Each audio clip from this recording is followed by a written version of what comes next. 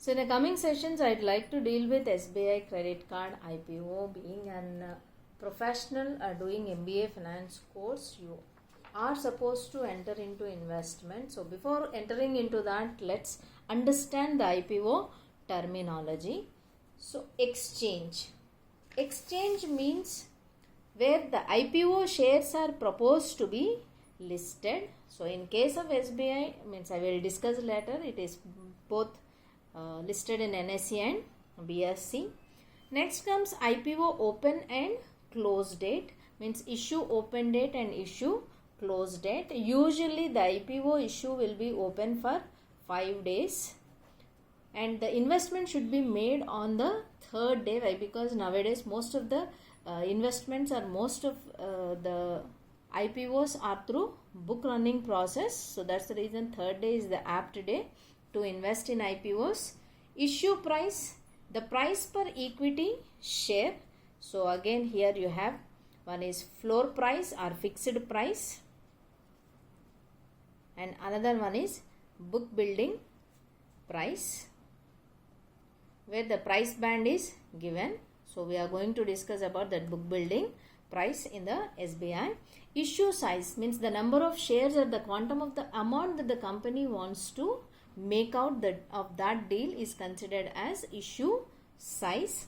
Allottee means to whom an allotment is made, and the anchor investor is a qualified institutional buyer under anchor investor portion with the minimum of 10 crore investment. So he has to make 10 crore of investment who will be acting as an anchor to the particular IPO. Why? Because immediately he will not sell the shares. So that's the reason anchor investor out of qualified institutional buyer, 60% of the qualified institutional buyer portion will be allocated to anchor investor. This is what you have to keep in mind. Then comes ASBA, that is application support by blocked amount. So that means the investor will block some amount in the bank citing for the concerned issue. So the banker will maintain that when once the issue starts, ultimately this will be floated from the bank to the account. So demat account. So that is what ASBA indicates. Book running lead manager is the person who is going to take care of all the IPO process. The intermediaries, they'll form a syndicate and that syndicate members will underwrite the issue of the IPO. Next, floor price. I said in book building process a price band will be provided. The lower price is considered as, in that price band whatever the lower price is be there, that price is considered as floor price. IPO lot size means whatever the amount that you want to invest, that will not be allowed in the IPO process. There is a ceiling on that, the amount that you have to invest and the number of shares that will get in the lots. So that is considered as lot size. Oversubscription means if at all the company is issuing 100 shares and there is a demand for 160 shares, means ultimately the applications are more, then that is considered as over subscription.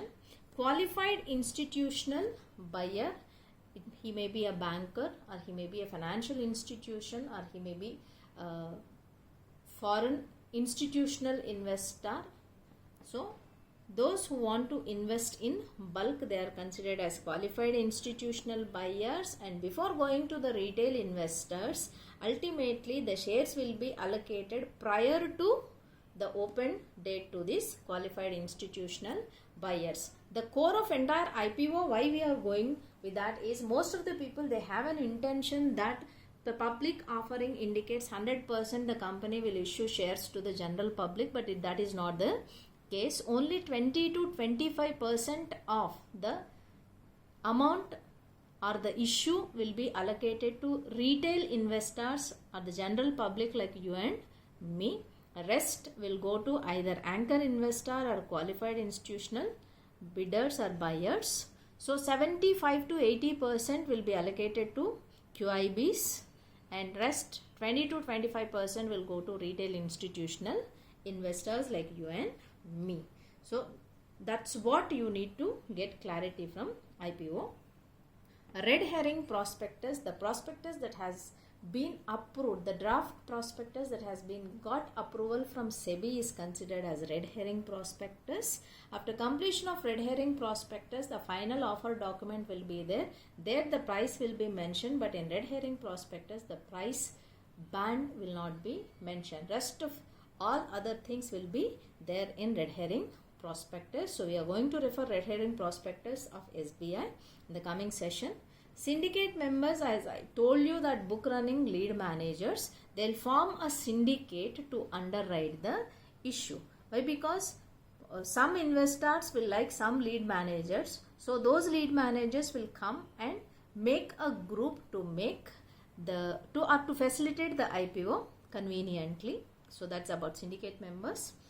Green shoe option. So green shoe option means if at all the oversubscription happens, so this green shoe option will give an option to the underwriter or book running lead managers to take additional investment from this option. Means they can use much more money from the investment as it has been, means more than the issue size they can go with by opting for green shoe option. Non-institutional investors means high net worth individuals, those who invest more than 2 lakhs, they are considered as non-institutional investors generally. Next, retail institutional investors. So an individual who will invest, means a business entity if invest, that is non-institutional investment. If an individual invests more than 2 lakhs, then that is considered as retail institutional investor. So this is about IPO terminology.